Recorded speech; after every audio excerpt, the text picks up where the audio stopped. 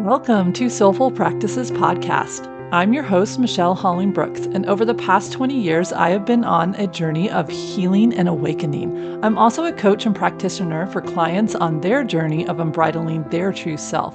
The number one question I'm asked is, what meditation or practice will help me reach my goals? While there is no one meditation or secret mantra that will unlock our own awakening, there is a doorway that will lead us there. And that's the doorway of learning and cultivating the skills of self-reflection and contemplation. Each episode of this podcast offers you pocket teachings and practices that you can implement right away to help you courageously connect with living your authentic soul-led life. Let's dive into this week's episode. Hello, everybody, and welcome to episode 26 of Soulful Practices. I'm your host, Michelle Holling-Brooks, and we are in season 3. And our main theme for this season is helping you cultivate greater clarity and discernment with your own inner guidance. So having clarity and discernment requires us to really be able to connect with what I call soul level truth. And as step 1, that is that willingness to be able to sense, to feel, to see, to hear, to know the level of truth that's coming in that's separate from our protective mechanisms, our personal wants and wishes and egoic self kind of talking to us with those stories, and being able to hone in on that resonant truth that is held within us. And step 2 then is a willingness to act in alignment with those truths. But we're going to start with step 1 of being able to clearly be able to feel that and resonate with us, which then helps us step into step 2 with more confidence, more clarity, and more discernment that we're on the right track, right? So one of the things that I have really confirmed as a soul level truth over the last 20 years of both working in my own personal healing journey of developing greater accuracy with reading and connecting with soul level truth, and also helping thousands of clients learn how to connect back to their true selves from that ocean of past pains and traumas, illnesses that cloud up and muddy and take them away, separate themselves from their own hearts and souls, regain that choice point back to their true self, is that we all have the inner guidance within us. We all have the answers that are going to best support us, keep us in the most balance, and also be a part of that highest good and benefit, that those are within every single one of us. I know that we innately are wired for truth. We all have within us inner directions that act as a North Star. And in that North Star energy, it's constantly there to help guide us, to bring us in towards actions that will bring us more balance, more freedom, inspiration that matches our own unique individual's life path. I also know that our soul guidance that tries to help us align with that North Star energy doesn't always come in that Hollywood quote unquote form movie where the heavens parts and the angels sing and so on, like booming voices and feeling like the earth move in between us and hot hands and all these other things that we have associated with intuition. It's actually not that at all. Those are all our own mental being kind of illusions, or what is often called in an internal family system, self-like parts, or I like to call them soul-like parts. They're protectors that have been a part of us, have been there for us when nobody else in our outside world was able to be there. And they're these gorgeous caretakers that come in and kind of create this script of all of this Hollywood experiences. But in reality, our inner knowing and guidance system is very subtle. It's incredibly neutral. It just is what it is. And it's to the point. Again, not all the bells and the whistles. And so because of that, it's often drowned out by the other aspects of us that can create those illusions, right? And so it's the exact opposite of what we truly kind of think our guidance is at first. It's like, how do we learn to become that fine-tuned instrument that can feel that subtle whisper from our soul, so that our soul's guidance is there to meet us? The other big misconception that I find with both myself and then when working with clients is that we have a belief system instilled in us that our guidance should, one, always lead us to something that feels feels good and the path of least resistance, and also set us up for like the next 3 years, or guidance that's going to assure us X, Y, and Z will be happening if we follow it. And none of that can be further than the truth. Our true guidance is an inner voice that helps us cultivate the ability to what will bring us in the highest good and benefit. Sometimes things that our personal self cannot see or understand or really kind of work with on a larger scale, what will truly bring us into greater balance as a whole, which will bring us greater freedom to be free to act and move in the way our soul is asking us to move, and not the way our fears are. And in turn, that's going to empower the people around us too that are connected with us for that in the same way. So it really is in that highest good and benefit of all, and not so much in helping us engage with choices that make us feel good in the moment but will bring us out of balance, that take us into separation but meet our own personal needs at the detriment of somebody else, or indulging ourselves in our fears or our wants or our wishes that would take us outside of the highest good and benefit of all. That's not what guidance is going to guide us into. That's what the protective level of guidance will do, or the personal level of guidance will do.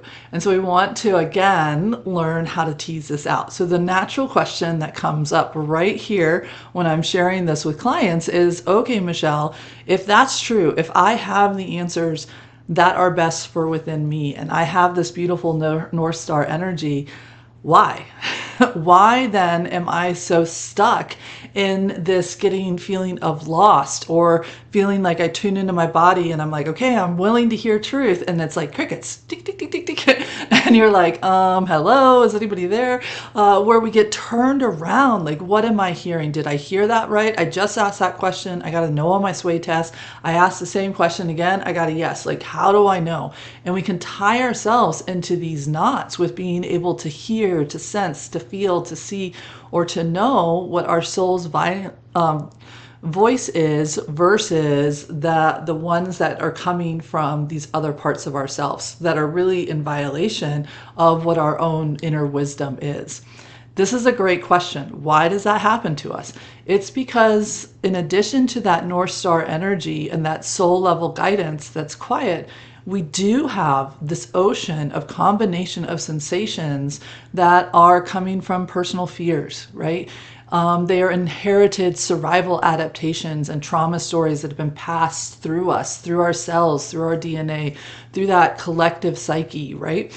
And they're also mixing and clashing with our personal wants and our wishes to be in comfort, to be in ease, to be in success, quote unquote, whatever that means to us.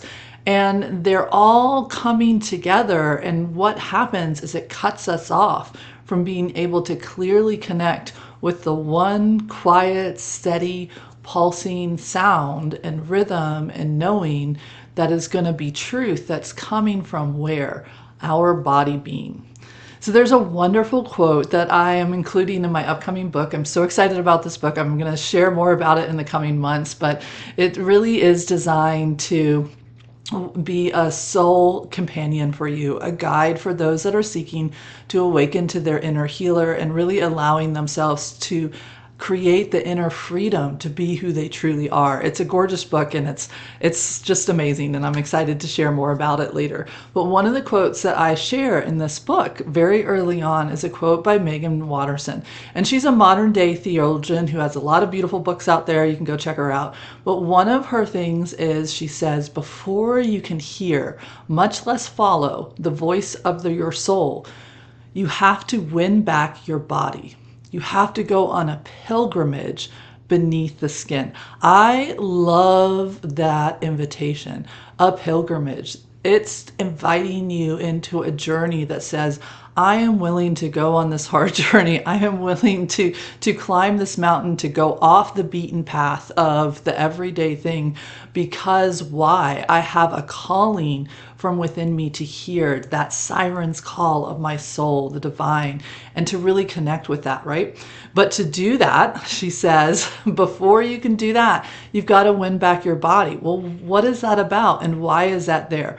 It's because the unfortunate truth is that over generations, collectively, especially in Western cultures, we have turned this thing called a body into just a sheer vessel. It's a vessel of cells that have their own just little like programs without any sentience in it of what they're supposed to do, how they're just supposed to divide, how these neural pathways come together.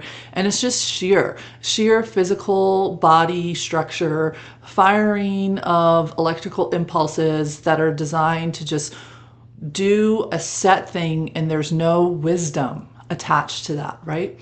And then when you layer on to that pure just science nuts and bolts version of it's just a vessel and a combination of cells that are running off of programs and scripts that have no essence or innate wisdom with it, then you also add in the religious kind of undertones that have really seeped into our collective culture, that have deemed the body less than. Judeo-Christian cultures and other ones like that, really have put it in this like animalistic point of view, something that has instincts that drive us that we need to transcend in order to be more pure and more godlike, right? We actually have to learn how to like resist the body and not allow ourselves to step into pleasure and joy and embodiment, because that's actually something that's outside of spirituality. There's all of that mixing in here that's disconnected us from the wisdom of our body. And then there's also the other esoteric traditions that have mind over matter, right? That the mind has the ability to control the body and to suppress its drivers, all these other crazy things, right? So collectively, these different viewpoints have combined together that's really stripped us from seeing the body as a sacred messenger, from respecting the body for how it allows us to interact with what is, right? Giving us that form, really valuing that it has within it its own sentience, a full breath of wisdom, where the body is there to support us, to help us, to be that companion. It really is more than a vessel, more than a compilation of cells that come together that's just creating a physical container for us in this lifetime. The body is our sacred companion. It is a sacred messenger for us. And what is it a messenger for?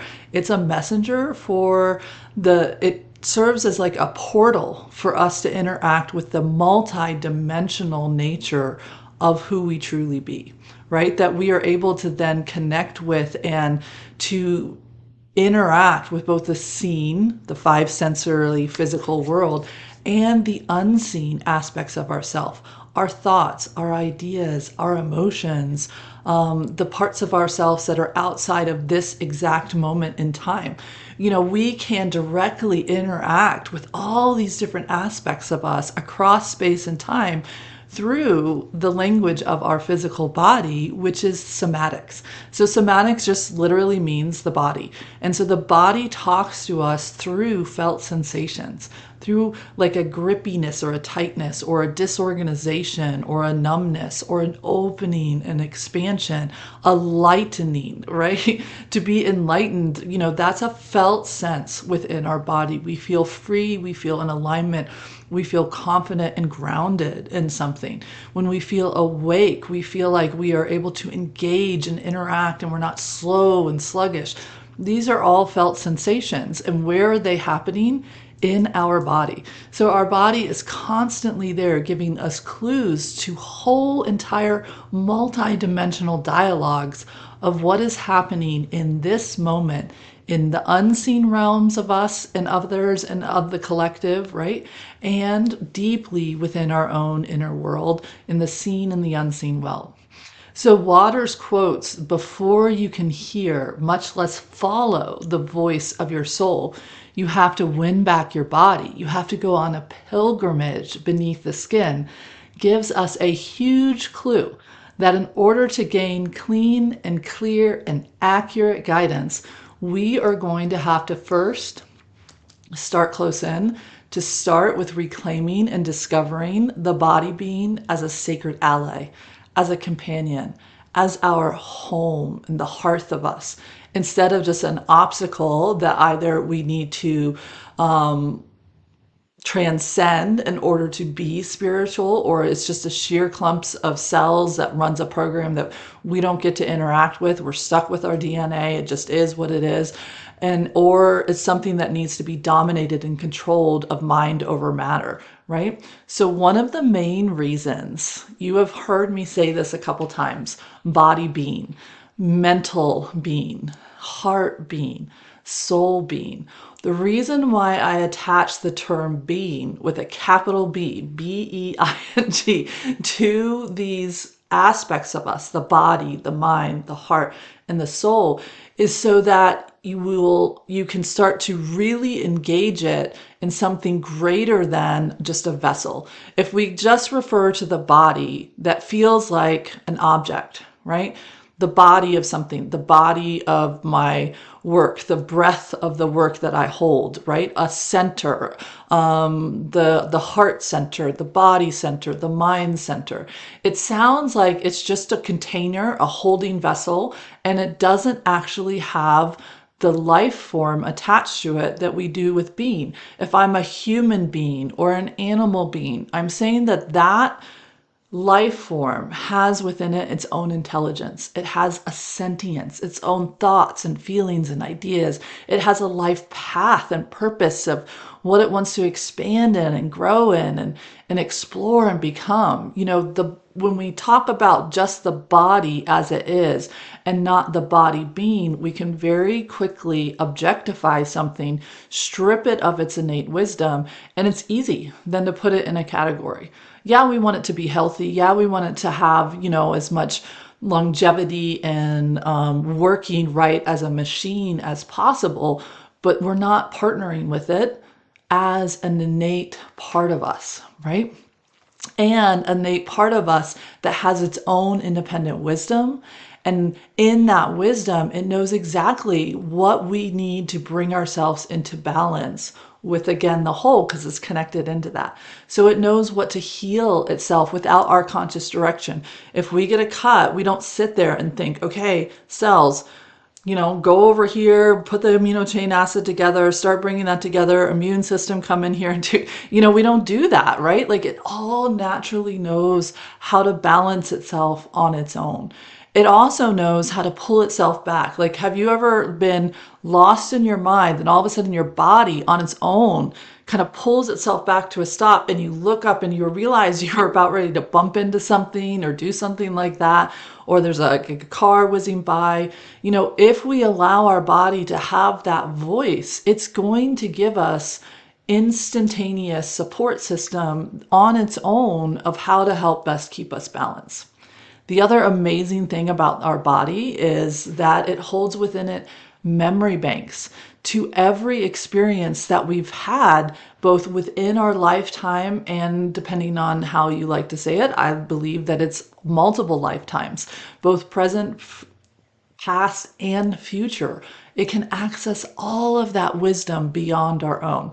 It's a huge portal that can help us connect with information that our conscious mind really doesn't have the capacity to access, or should, because why do we need to hold all of that in our consciousness if we can go and connect with it through other portals, right? And if I can sense and connect with the experiences that are beyond the verbal word or the written word, my body can sense into, again, unseen, unspoken conversations and know exactly what to pull forward. And if I let it, it can do it on its own and bring to me what will bring me balance, what will empower me. And it will also share with me what will disempower me and what will take me out of alignment, into separation, into, quote, dis-ease. So our body being is here to really both help us experience life directly and to not just think about it. The quote, I think it's Descartes, who said it? not 100% positive. I think and therefore I am. Oh man, that statement, that body of work that brought in, it helped us in a way realize that our psyche is so much greater, but then it also locked us into this belief system that really disembodied us. It rooted us in that the thought world had more value to us than the physical present moment world. Well, the thought world is a great place for inspiration and ideas, but it also takes us out of the present moment where we can make a choice. We can only do that right here. So in truth, it is wherever I bring my awareness, that is where and what I am. Right? So if you want to like upgrade that, it's really if I bring my awareness, then whatever that is where I am as a consciousness. And that is then a version of what I am. So right now in this moment, if I bring my awareness, my attention, my consciousness to my breath, that is where I am. I become the breath. Not the observer watching myself breathe in a third, like detached point of view. I become the muscles that are moving my rib cage out and the muscles that soften and exhale. I become the air that is being stirred in through. If I bring my attention to that air moving in through my nostrils, down into my lungs, I become the lungs that are actually pretty dense. They're not this big open organ. There's a lot of stuff in there. And all those little pleurai gathering up like little balloons, gathering up that air and then pushing them into that bloodstream. So now I'm in my heart. And it can continue. I can, wherever I bring my attention, that is where I am. Wherever I think, wherever I bring my consciousness, I can become that. And I can very easily get lost from my life, from who I am, what I am, all of those things. And so when I feel into the body, it's like this beautiful anchor, this anchor for my consciousness that says, hey, come home, come back to your body. It's there, it's pulsing, it's breathing. No matter how far out I go with my mind, with my thoughts, I get strung out into what ifs of the past and like in parallel kind of universes of like making up, if I had done this choice, what would have that done? I can get truly disembodied from the present moment and lost in that parallel of what's happening. I can get lost into a potential future timeline of thinking about, well, what am I going to say tomorrow? And what is that person going to do? And all these parallel things. I can get literally strung out in space and time. And our body is sitting here with this beautiful pulsing energy, this beautiful breath holding me in sacred space for my consciousness to have a place to come home to come back to, and to root myself in space and time. So from this point of view, this body being is the light almost that is constantly burning and there calling me to come back home, right?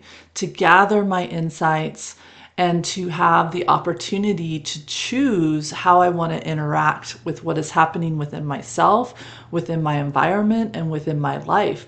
And from there, I really have that opportunity to feel into, to sense, to be with that movement. And that's embodiment, right? It's allowing myself to say, yes, I can access everything through the sensations of my body. I can access the memories, the dimensions, the multidimensional versions of myself through my body being.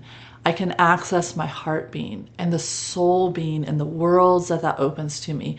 And I also can access my physical life right here, right now, in this present moment is all that really truly is, because it's the only place I can implement my choice, my active conscious choice.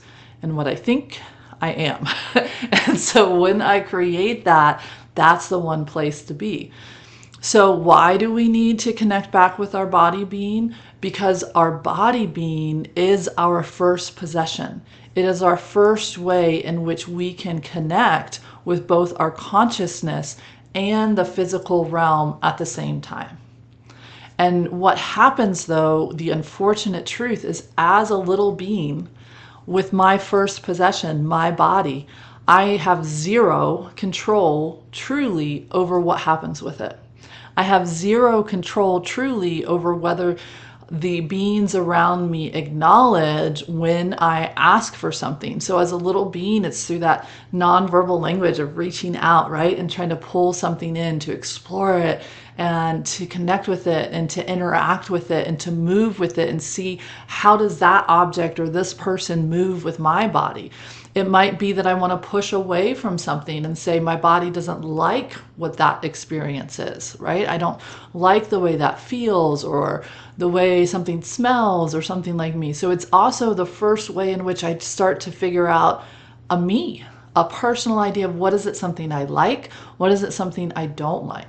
And again, over and over, that is overrode. So the very first programs, so to speak, that are getting laid down on our body, and therefore our voice of who we are and what we like, is a program that is often taught us that our body's wisdom, our body's knowing, is not honored and is not respected. And so therefore, why would we learn that it is our soul companion if we don't have giants around us, the gods, so to speak, of the adults around us, to help teach us that our body is our soul companion? It can be our trusted guide, our messenger for our heart and our soul beings. Why in the world would we believe that? So for most of us, the unfortunate truth is we were taught the exact opposite. And that is why then we don't give our body the rights that it deserves. We don't give it the honor or the respect or the value that it truly has, because we were taught the exact opposite is true.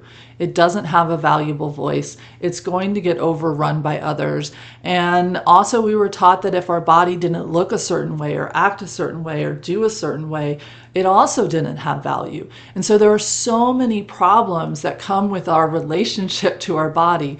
That's why we need the pilgrimage beneath the skin to really invite ourselves back into alignment, back into restoring our original wiring before layer upon layer of protective mechanisms and adaptations got put on top of it.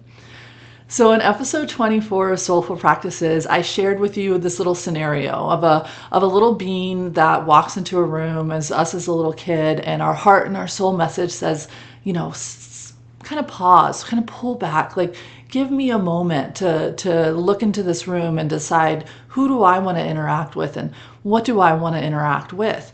And instead, the giants that were in control of us, like kind of shove us forward or look at us with furrowed brows and like kind of threatening, don't embarrass me, don't do this, go give hugs. And we have to override. And so our body gets recalibrated, situation after situation after situation of that is what happens. So what we end up becoming more accustomed to, what we end up really fine-tuning ourselves to listening to, is not that quiet voice that I talked about in the beginning. It is the booming voice of the protectors. And so we reorganize our whole entire system, like recalibrates itself to almost feel comfortable with what we should feel uncomfortable with, and feel uncomfortable with what we should feel comfortable with. Like what is good for us, our body actually says is a danger. And what is a danger, our body actually says, oh, it's right, because we've rewired it to more be in attunement with our protective mechanisms than our soul level. We've rewired it to be more in attunement with what makes other people happy than what is within our own highest good and benefit, right? And so because of this, we need to go on that journey to really rearrange this. One of the examples that I really saw this coming home is one of the type of services that I offer at Unbridled Change, in addition to these coaching services and healing and wellness from this side of the program, is a program called Equine Partnered Psychotherapy and Coaching. And on that side of the program, clients join me and our treatment team out with the horses. And the horses are there to help them, one, start to see, sense, feel, know where this wiring has gotten muddied up, right? And the way that we do that is we ask them to build a relationship with a horse that's based on choice, not on appeasement. Because all the horses at Unbridled Change have been given the freedom to be able to say yes, no, or maybe. They are not required to allow somebody to touch them just to make that other person feel good. They're not required to say yes to somebody just because they were asked a question. So all the ways in which we have that conditioning on ourselves, I've kind of like helped the horses let go of that programming and say, hey, I only want you to move into connection. I only want you to move into deeper working bonds and in that dance of ebb and flow of request and how do I want to respond to that request. I only want you to do that if you truly feel in alignment with a yes. If you feel in alignment with a no, say no. And if you got some questions, then by all means, invite that person into a dialogue. And so out at the barn, when we're in that side of the program, what I found very early on, especially when I was working with kids, because we work with kids from 6 on up, all the way up. We've had clients in their 80s out at our barn. Is that one of the very same things that will happen for almost everybody is the body's innate wisdom that says, hey, don't put yourself in between the horse and the fence. That might not be a good idea. Hey, don't put yourself in between those 3 horses without any place to go. Like the natural instinct of the body to say, this might not be a safe place for me to put myself is totally out the window. It's actually not there at all. And so people will put their bodies in very precarious places. And luckily we have horses that are really willing to help people explore this. So they're not very reactive, but they're still a horse. And so I'll raise an eyebrow and I'll just ask the question. I'll be like, so I'm curious right now, how does your body feel with where you're at in space and time right now? And they'll look around and there'll be a horse butt right up against their next to them and a fence right behind them. And there they are sandwiched in between that.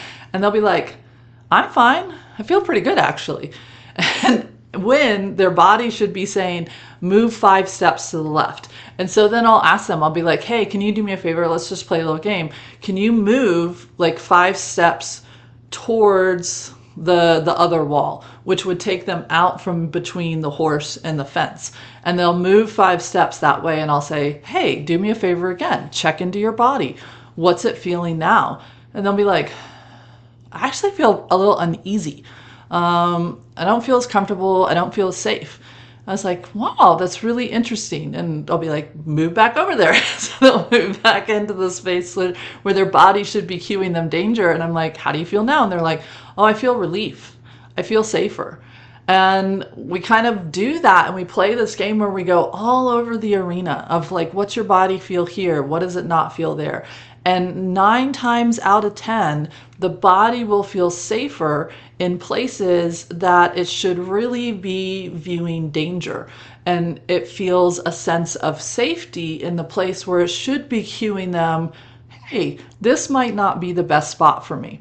And it's kind of funny once they wake up to it, they're like, oh my gosh, why do I feel that way? And I'm like, whoa, whoa, whoa. Well, one, it's totally normal. You're just flipped because your body had to convince itself, rewire its actual nervous system to feel safer in stressful situations, in situations that it's actually would normally be cueing you as something's wrong.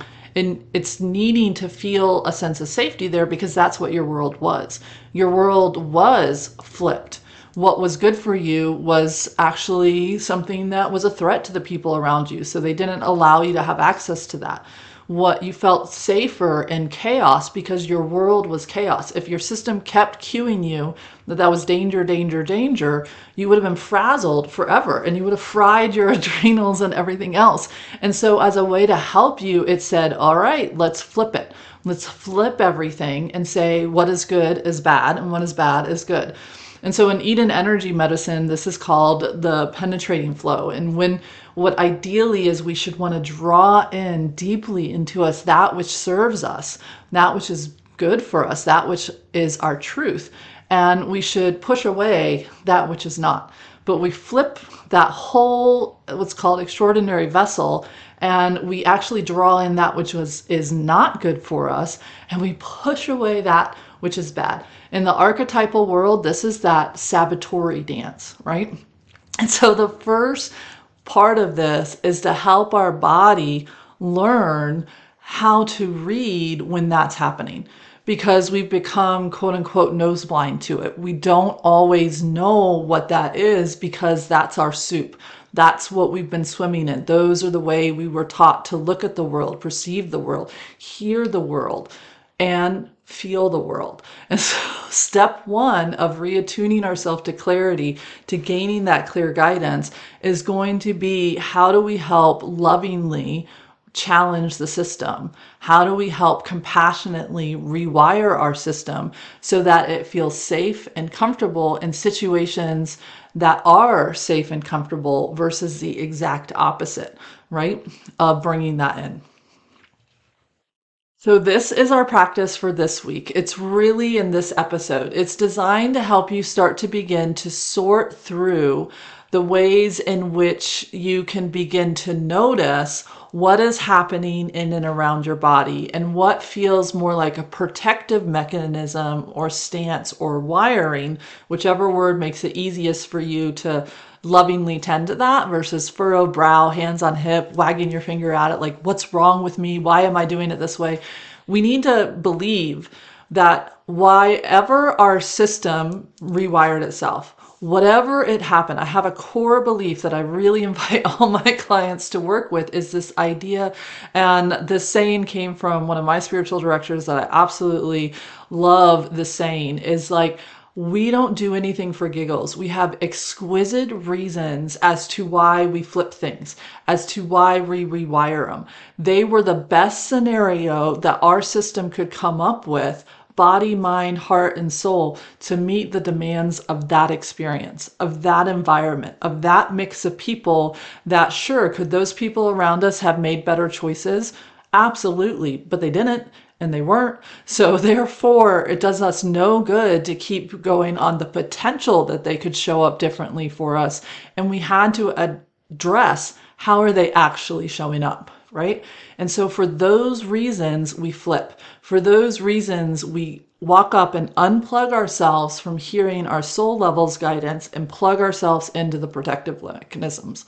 And when that happens, we really want to lovingly challenge when we go to unplug from those different ways of being and plug ourselves back into our soul way of being. So this week, what I'd love for you to do is just begin to notice, where are those protective mechanisms up and running? And lovingly just begin to notice, what do they feel like in and around the body when they're there? What do they sound like when that little voice is talking to you as a little inner narrator and it's coming from a protector? What does it kind of feel like with the words it uses, the felt sensations? If you put the whole story together like a movie, does it have a soundtrack to it? For me personally, the protective layers come in looking like little bobbleheads.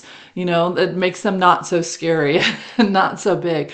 And what they feel like in my body is usually some version of a tightening or a separation or like a knot or a churning. There's something in there that's in that sensation that really is allowing me to see that it's coming from that protective layer. We want to find out, what are your signs? What are your symbols? Because part of understanding your body is to understand how your specific symbology of your body comes forward for you, because it looks different for everybody, right? Because everybody's different and everybody has their own unique way of being. So for example, like that client in the arena where we played the game, where we moved all the way around in the arena next to more humans, next to horses outside of the arena, in the middle of the field, in the parking lot, all these places of like, how does your body feel here? And what are the stories? If you could put a little thought bubble above that sensation that's in your shoulder, what would it say? And just imagine and play around with what that is. And little by little, you begin to notice your protective stories. And little by little, you begin to then free that up, right? And open back up that heart space so that you can feel, sense, hear, know what it is your soul is whispering to you versus what the glaring protective mechanisms are screaming at you. So what I'd love to do is just invite you to do the very same thing. Move around your life in all these different areas and just check in. What is happening in and around your body at that moment? And get curious to what type of different information you're getting back. Almost like taking a little snapshot and then allowing yourself to like zoom in and label things and understand things and then like zoom back out, see what the next frame is, and do the same thing over and over. And the main purpose for this episode is focusing in on, can you start to sense, feel, see, hear, know, and understand when there is a protective story present, when something is flipped from the way in which would match your soul's essence, kind of talking to you with that. So for example, let's say I was walking in my favorite place and I decided, let's do a check-in right now. And I pause and I breathe in and out. And I'm just feeling that sense of expansion, maybe a little nostalgia, feeling almost the warmth of maybe the sun is out that day. And I'm just really feeling into like, my feet are kind of opening, sinking in. It's really interconnecting with the trees, with the land, with the earth, with the elements of air. And I can feel that opening and that expansion. And then I also feel something else creeping in. And it's starting to feel uneasy and kind of a tightening in my gut and maybe a pulling in from my shoulders, and I want to like open my eyes and look around, and when I do so, I realize that there's a person that's just maybe walking, maybe looking at me, maybe not, who the heck knows, but there's somebody else in my space. And then all of a sudden I start to wonder, I wonder if they're looking at me right now. I wonder if they're judging me right now. Oh my God, I'm so weird. Why did I stop doing that? What are they thinking about me? All of that is the protective mechanism, right? There would have been the body heads up that's like, ooh, there's another being here. Look. But all the other tightening, uneasiness, all the other things, that's all the protectors coming together to try to get me to wake up and realize that there's somebody else in the space that could make a judgment on me. And what has more authority over me in that moment? Step 3, 4, and 5 is to decide how to work that out. But for right now, if that happens when you're doing these check-ins, just simply say, thank you so much. I hear you, protective mechanisms. I'm not going to try to argue with it about whether it should care about what that other person thinks or whether it's true or not true. That's multiple steps down the road. Right now, I'm just going to say, thank you for trying to help keep me safe. I see you. Let's just take a few more breaths. So that's challenging the need to just get back into motion in a loving way and then go back into my walk, right? Let's say I'm in a checkout line and I'm waiting for my turn. That's another great place to do a check-in. What am I feeling in and around my body at that time? Just sense into that. Maybe I feel a sense of pressure to like get everything on the thing and move as quickly as I can through that line so that the people around me don't get irritated with me and roll their eyes. Protective mechanism. Maybe I feel a sense of frustration towards the person in front of me. They're taking too long. They should be going faster. If I feel into that, I have a protector that knows that somebody's waiting for me and I don't want to be late and I don't want them to get mad at me. And so I'm getting irritated at the person in front of me. Protective mechanism. You might sense a calm and an ease and a no worries. That one could be the soul. And we want to know which one is which, but we won't know unless we start checking into it. So whatever the goal is that we are up to, we want to just be curious about what is driving that. What level of us is it coming from? That protective mechanism. There is the personal one. We'll worry about that in the next episode, or that soul level. So I love to start all my clients out with learning how to recognize protective stories inside of themselves, whether it's through a felt sensation or a word or a dialogue or like a little inner narrator, because they're the loudest. They're the ones that have dominated our system for survival needs. First and foremost, they're the ones that have overrode our original body talking to us, our personal wants and wishes of what we like, what we don't like. They're the ones that have drowned out our heart and our soul with their loud presence. You have to do this one or ... And so they're the ones that we need to talk to first because they're the main gatekeepers. If you would like to go deeper with this, I just released one of the courses that I had only ever done in a live version, and it's now in a self-paced and on-demand version called Evolving the Empath. I absolutely love this course. I probably am going to do it live again in March of 2025, somewhere in there. But in the meantime, you can watch it right now on demand. And this is where I really dive into this rewiring, how to sort through the different levels of you. What are the different types of voices and guidance? I have guided meditations and practices within there to help kind of really walk you through in a step-by-step way. It's a beautiful, beautiful offering. So if you're feeling like this is really talking to you and you want to dive in there with more support and how to work with this, that course is gorgeous and ready to go. Also, Connecting with Joy is another beautiful one. That's our membership area. So those are two resources that you can dive into right now that will help you take this teaching deeper. So right now, let's practice just kind of recognizing a protective story in and around your body. Take a moment to breathe in and out. And just get curious. What is happening right now in and around your body being? And you're just seeking to gain more insights into when a protective part of you is present and running your choices, or trying to run your choices, and you're kind of in a push me, pull me with your soul's inner North Star. That's all we're up to. We're just starting to try to be aware. So what are you noticing in your body at this time? And sometimes it helps to write it down. Naming is taming, and your body goes, thank you. Next, see if you can pick one of those sensations.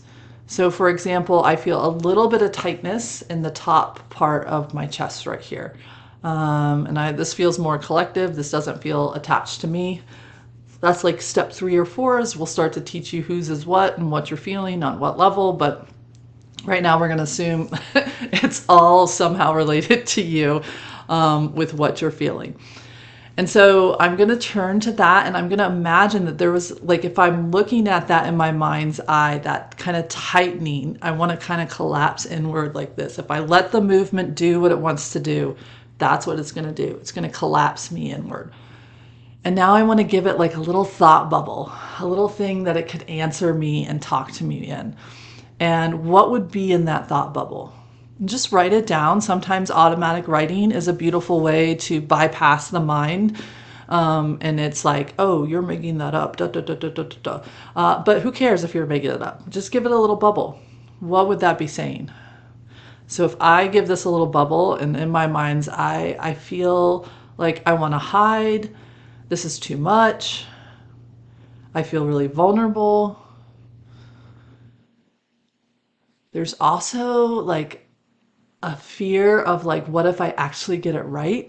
What if I actually start to like remember and turn things on and get that clear guidance? Like, what does that mean?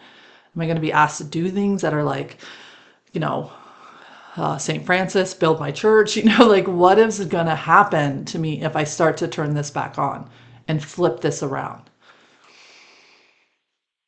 So I'm just noticing it. And I would just be writing it down. I'm not going to try to edit it or judge it, just simply as information. And I'm going to let it know, like, hey, I don't quite know, because this isn't mine personally. It's more reading for you all, is like, I don't always know where this is coming from, but I do know that whatever those reasons are there, that this tightness is here, was for good reason. At some point in my life, that was true. It wasn't good to let myself connect to my guidance. It did ask me to do things that were outside of public opinion or preference, right? And it did challenge me. And I didn't feel like I had the power to be able to follow through with it, right? And so, for good reason, this was turned off. And I'm just sending it some love and compassion. I don't have to understand everything about it, who, what, when, where, why. I just know that at some point this collapse was for good reason. And yet now that might not be true. So now I want to see what else is there. And again, there's no right or wrong way of doing this. Oh, yeah. Sorry, Spirit just got my attention. There's one little step in between here that is kind of important. Before you just go to the final step of what else is here, in that collapse, now that I have that bubble, I want to pause and I want to check in with if there's any other system that has a problem with what I'm feeling and who I'm talking to. Chances are there's often warring parts of me. So I want to ask, how do I feel towards this sensation? If I have a part that comes in there and is like, I hate this, I hate that collapsing, it's so weak, it's so this, it's so that's other, like, why do I keep doing that? Then I know I have another protective part in there that I need to lovingly do the same thing with. Pull it back and be like, okay, I get it. We don't like that this protective mechanism of collapse, we feel like it costs us having our voice, and we know we have a better voice, right? And so I'm lovingly going to say to that system, thank you so much for fighting for me too. Step back. Please step back. And each time we acknowledge one of these, we're going to ask it to step back, and we're going to see what else is there. And is there a more neutral sensation, voice that is coming to be present? So for example, right now, when I ask these two parts of me, the collapse part of me and maybe the part that really doesn't like it and thinks it makes me weak or takes my voice away, if I ask them to step back and Reiki energy to help hold that center, I'm feeling into here and I'm saying, what would be helpful right now? One is to do an exhale. Oh, a yawn, a stretch. All signs of helping release tension from the system, moving energy that's been trapped. Another yawn. A horsey yawn. And those yawns, I don't want to get you too in the weeds, but they literally, on a neurobiology level, reset me from being in a fight, flight, or freeze to coming into more of a present time state of choice. So more freedom. I already feel like I can be more open and upright. I feel a softening. And there's this little sense of comfort. It's the best word I could put with it. Comfort that this soul level truth is not going to lead us astray. We're stronger now. We have more independence. We have more degrees of freedom. It's time. If you're listening to this, it's time for you to begin to feel that sense of integration and alignment with your true self, to gain that clarity and that confidence and that courage that comes with it. And it's here. We don't have to have a huge understanding of who, what, when, where, how it's going to show up. What is it like? Nope. We're going to just stay right here, right now with this simple breath. And thinking that. So this is the practice for the week. It's pretty simple. It's just to do these check-ins, right? At least once a day. And if you can, multiple times a day. Inviting yourself to be in that awareness of allowing yourself to say, okay, I want to notice when I have my body is what's happening in it and around it in this moment. What story is present? Is it a protective story? Is it a soul level story, right? And what sensations are present with that story guiding me into that? And then if you can, invite it to step back if it's a protective mechanism and see what other sensations want to come forward that could help that could support it, just like we just did in that short little example. From there, allow yourself to engage in that flow of curiosity, of play, of, well, what if I tried this? Let's see what happens. What does it feel like in my body if I do a little stretch? And then I relax. So really inviting yourself to, one, feel what the body's message is from that soul level, recognizing that protective story that's there. But what if you would actually say yes? Just a little starting to play with that idea of saying yes to the body's messages as that beautiful way to be able to hear our soul, to be able to come back home in that pilgrimage to reclaiming our body and restoring our faith in it and doing that rewiring. So offering you light, love, and joy as you step into this practice this week. I'd love to hear how it goes of starting to be able to recognize those protective stories, what that looks like or feels like, what's your body's kind of MO with that. And then what happens if you ask that to soften, to step back? What else is there? All right, I'll see you on the next one, and we'll dive into personal stories up in our next episode. See ya. Thank you for listening to Soulful Practices. For more information on how to work directly with me or one of my guests, check out the show notes below. We'd love for you to also let us know what parts of this episode are speaking to you and how this practice is supporting you on your healing and spiritual journey. Please share this podcast with fellow seekers, travelers. Together, we can create a wave of soul-led beings in this world, offering you light, love, and joy on your journey. Michelle Holling-Brooks. Until next time.